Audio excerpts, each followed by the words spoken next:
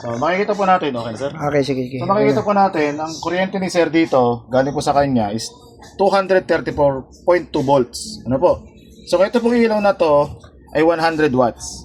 Kung makikita nyo po, high voltage na po si sir kasi lagpas na po siya ng 220. Dagdagan pa natin ng 10 volts, 230, lumagpas pa sir. Ibig sabihin high voltage na kayo. So ibig sabihin sir, ito lalagpas to ng 100 watts. Tingnan nyo sir. Inopin natin, ayan sir, 102 watts. Pero ang kanyang watts lang po talaga is 100 watts. Ayan po.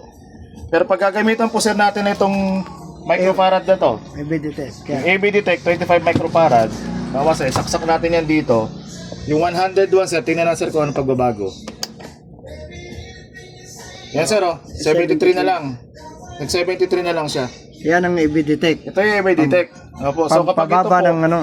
kapag ito po ang yung 100 microfarad na in order ni sir, kapag ito ikakabit po sa kanyang electrical system, makakamenos po siya ng wattage ng konsumo na kung saan ito po yung inire-read po ng electrical company.